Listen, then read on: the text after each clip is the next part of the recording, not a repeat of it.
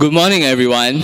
We are Team 3Cs, and today we will be sharing with you and answering a simple yet complex question with you guys. How can income inequality relate to diversity and unity? I'm not giving you a choice. Take the job in Beijing. Sells nothing here in countryside. You will run yourself here.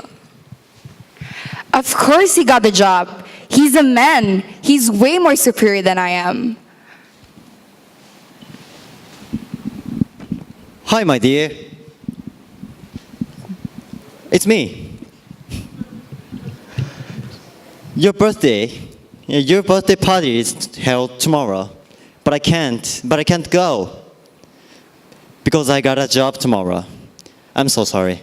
Don't cry. I want to cry. Hey Charlie, I don't know if you know, but I'm moving out of town because I can't afford the rising house prices anymore. See you later, buddy. Tak boleh tahan, Xiao. I don't know how I can keep this up anymore. I really cannot take it with the rising cost of living here. My boss pays me so little amount of money. What should I do? Should I find 2 or 3 jobs?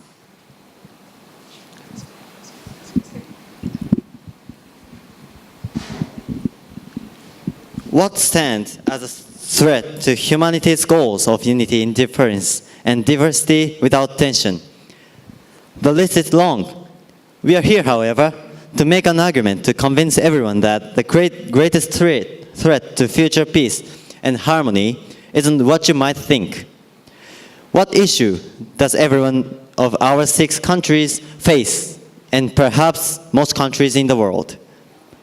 Every economy here faces income and economic inequality on a scale that threatens ideas in unity, nationally and internationally, and ideas of diversity when diversity becomes an economic threat rather than a valuable facet of every society.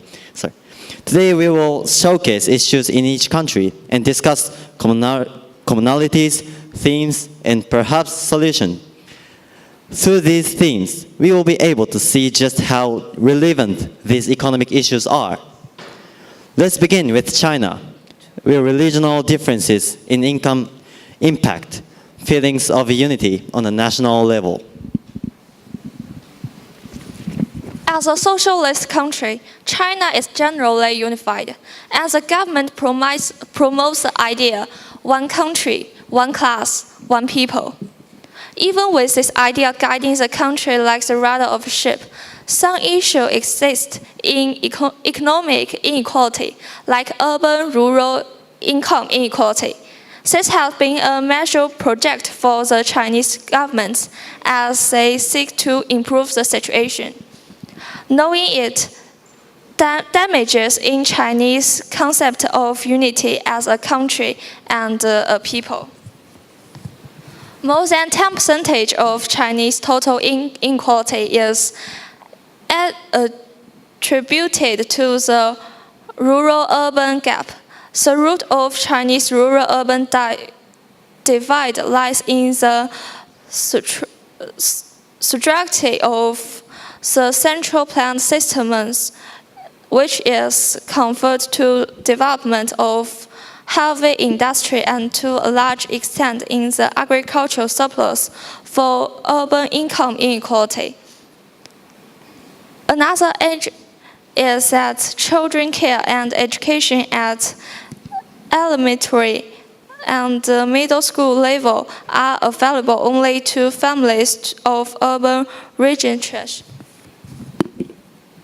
To solve this problem, the Chinese government has adopted a series of measures, such as policy to strengthen rural investment, the development and increased funding of rural education to society. Actually, some of Chinese wealthiest people and biggest companies respond upon the creation of new initiative. Apple Inc., Alibaba, and Tencent Holding Limited were among those unveiling plans to build multi-billion-dollar facility. All research outfits in these development areas to employ rural people.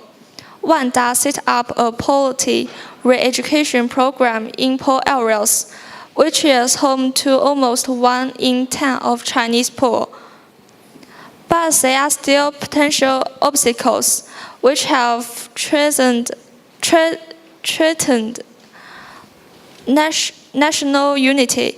Some people feel left out, knowing that the level of urban consumption is so high that if it is completely equal, rural people will not have able to afford it. It seems obvious that in order to preserve the sense of unity Chinese people value, they must embrace the diversity partly found in difference between rural and urban Chinese, but it doesn't mean that the poor should have worse school or less than accepted infrastructure. So, for Indonesia, Indonesia is a racially diverse country, though the most dominant race is Javanese. In 1998, riots in Indonesia were triggered due to economic problems such as mass unemployment and food shortages. The main target of the violence was towards the Chinese ethnic groups, which shows a discrimination against the Chinese descendant. Since Javanese are the most dominant one, they're the most powerful compared to the Chinese ethnic minorities. When applying for jobs, the dominant race will have a higher opportunity to get a job compared to the minorities. As you can imagine, this shows income inequality as one race is having more opportunities than the other. The impact can be huge as unqualified people are hired for jobs that are not suitable for them only because their race is the same as their employer. Gender.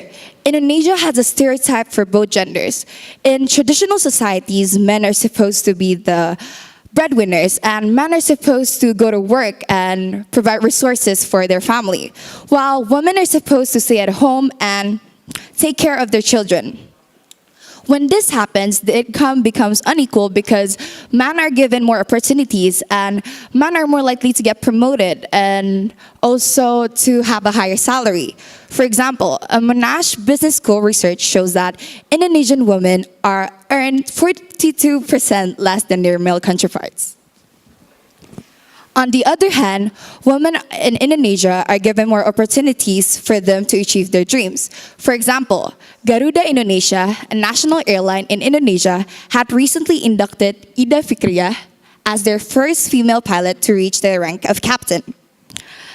This means that Indonesia's economy is getting better as companies are not only looking for their employees' gender, but also looking forward for their abilities and their hard work, which leads to a better income for both genders. In conclusion, Indonesia are getting better in managing their economy by both genders getting more equal opportunities. This leads to women feeling more connected with their workplace, and as gender diversity increases, all Indonesian people can feel a sense of belonging and can create a better unified country while not forgetting its diversity.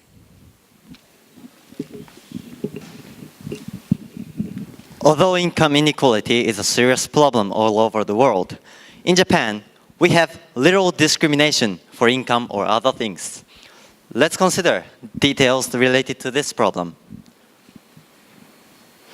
Japanese companies and even the Japanese government hire people regardless of their income level. It means that even if you are of a lower economic class, you can have an equal chance at working in good companies. We can say that the Japanese government put emphasis on people's abilities when hiring them, not valuing their background. This could be an example of meritocracy being valued over a person's social background. For this reason, once you join a company in Japan, you can earn higher than other colleagues if you have better ability. I suggest that the companies all over the world should value ability, not background of each person like Japan does. The economic impact has been that by not discriminating against people of different backgrounds, the Japanese economy is extremely efficient and maximizes its production potential. By doing so, those companies will progress more and more. This is also valuing diversity and embracing unity, isn't it? Despite this success and strength, which ensures that the Japanese people are unified people, there are issues. You can ask any Japanese person about the biggest one. It is overworking. Have you heard of some problem resulting from overworking in your country? Some of you have, right? In Japan, when a person is unable to finish tasks during their normal working hours, they will have to work overtime. In fact, this is a huge example of inequality because even though salary is the same, the amount you earn per hour is much less, which is a kind of economic inequality. Some industries are some industries and social levels have this problem more than others. This damages economic efficiency in Japan, creates tension between occupational groups, and makes some people feel they are victims separated from others in their own country. The Japanese government has tried to solve this problem with our requirements and forced vacations. Still, this kind of time inequality, which has huge economic impact, is a source of tension between occupations and employment groups, and damages company unity in Japan, which is very important to us. All New Zealand people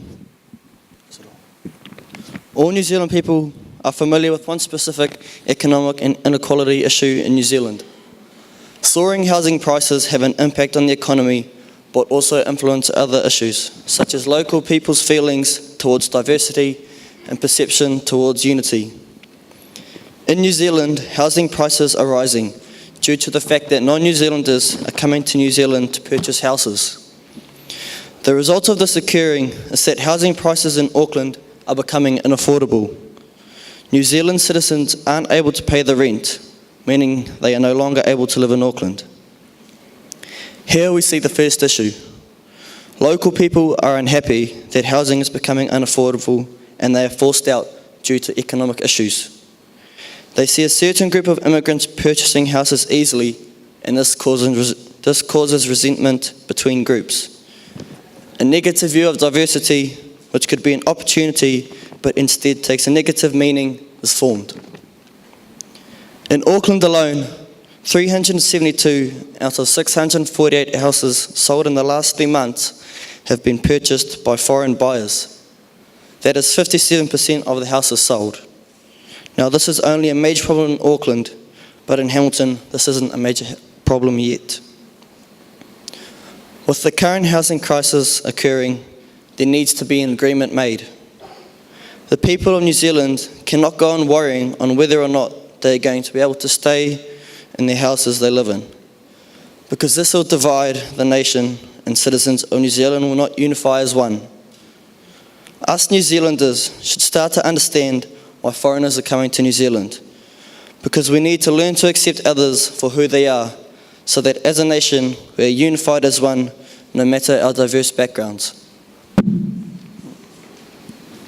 Now, I will be talking about my beautiful island country, Singapore.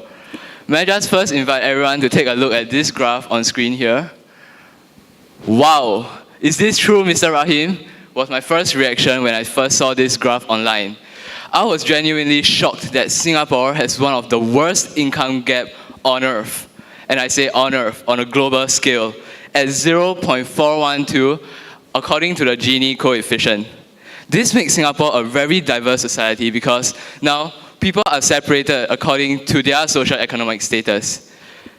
You see, in Singapore, now the sharpest social dividend doesn't seem to be race or religion, but instead it is now based on class. And in this instance, we see the roots of economic inequality and its threats to the ideas of unity and diversity.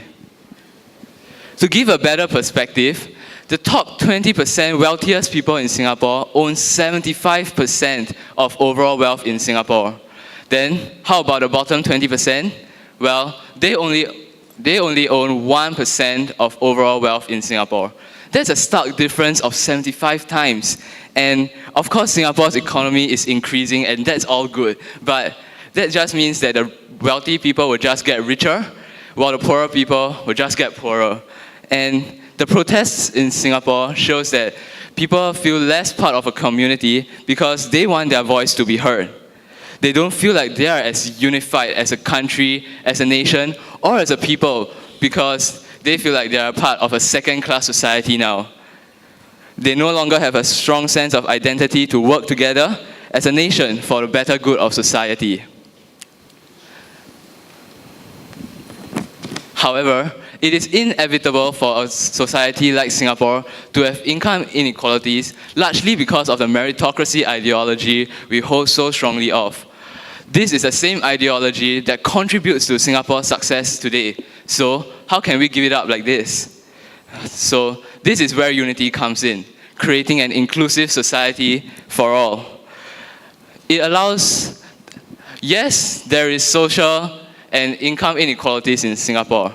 But yes, there is also social mobility here in Singapore. Newer generations from the poorer family are able to climb up the social ladder to the middle income or even higher income if they are willing to put in the hard work. This is because the Singapore government provides mandatory quality education for everyone here in Singapore, regardless of your background. So if one is able to work hard, he can climb the social ladder. As they work harder, education level in Singapore will significantly rise. And this allows Singapore to produce more talents, more educated people, and more skilled personnel in the workforce to drive the economy. This is also unity because people no longer feel they are excluded from the society. They feel that their problems and issues are addressed by the government and that they will continue to work hard.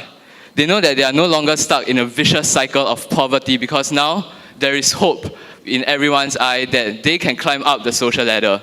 And this really brings about unity because, let's say, a mother from a poor family will now work really hard to earn money and income for her son or daughter to do well in her studies.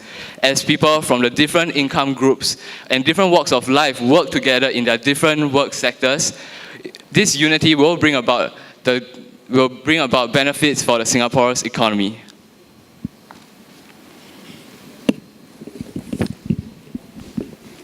Let's look at the case in Taiwan. As everybody knows, Taiwan is a democratic republic. Protests are commonly seen in Taiwan.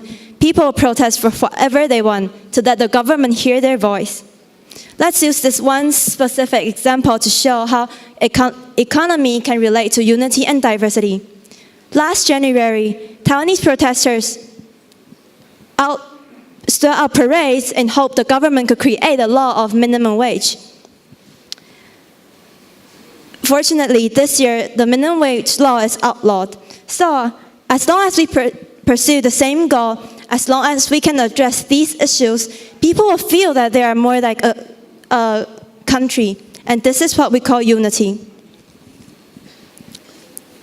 In addition, a disgruntled proportion of the Taiwan migrant population feels that they are left in the dust. They think that they are not being protected by the minimum wage law. So they also throw out parades so that want the government to hear their voice and hope in representation in the minimum wage law. This is a very good example of diversity and unity.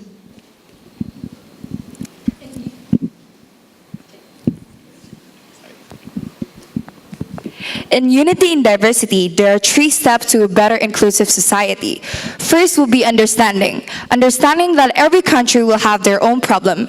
Second is to accept the problem and not see it as a burden but as a responsibility. With that in mind, the third step will be having the same vision as a country to be a unified society and work for the better future with each and everyone contributing for the greater good of society. No country can consider unity with other countries if they are not unified as a country first. Hence, we should start building ourselves together as a nation to allow us to be unified as a global economic society. Thank you.